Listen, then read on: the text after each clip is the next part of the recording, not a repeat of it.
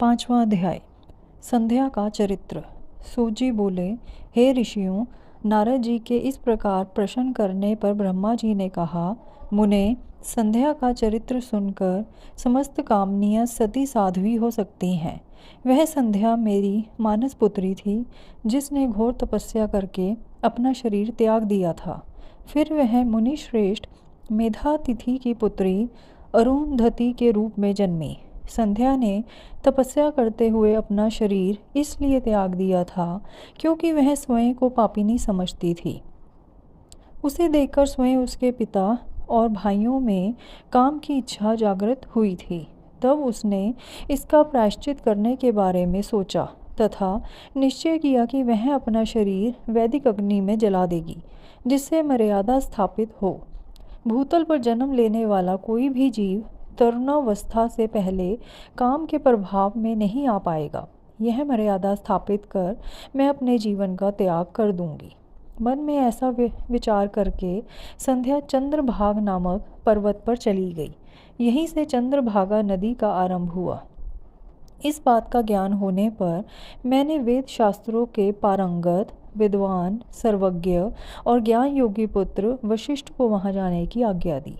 मैंने वशिष्ठ जी को संध्या को विधि पूर्वक दीक्षा देने के लिए वहां भेजा था।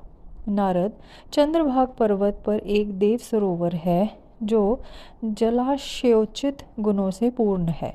उस सरोवर के तट पर बैठी संध्या इस प्रकार सुशोभित हो रही थी जैसे प्रदोष काल में उदित चंद्रमा और नक्षत्रों से युक्त आकाश शोभा पाता है। तभी उन्होंने चंद्रभागा नदी का भी दर्शन किया। तब उस सरोवर के तट पर बैठी संध्या से वशिष्ठ जी ने आदरपूर्वक पूछा, हे देवी, तुम इस निर्जन पर्वत पर क्या कर रही हो? तुम्हारे माता पिता कौन हैं? यदि यह छिपाने योग्य न हो तो कृपया मुझे बताओ। यह वचन सुनकर संध्या ने महर्षि वशिष्ठ को की ओर देखा।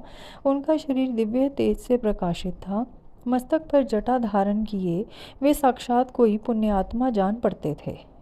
संध्या ने आदरपूर्वक प्रणाम करते हुए वशिष्ठ जी को अपना परिचय देते हुए कहा, ब्राह्मण, मैं ब्रह्मा जी की पुत्री संध्या हूँ। मैं इस निर्जन पर्वत पर तपस्या करने आई हूँ। यदि आप उचित समझें तो मुझे तपस्या की विधि बताइए। मैं तपस्या के नियमों को नहीं जानती हूँ, अतः मुझ पर कृपा करके आप मेरा उचित मार्गदर्शन करें। संध्या की बात सुनकर वशिष्ठ जी ने जान लिया कि देवी संध्या मन में तपस्या का दृढ़ संकल्प कर चुकी हैं।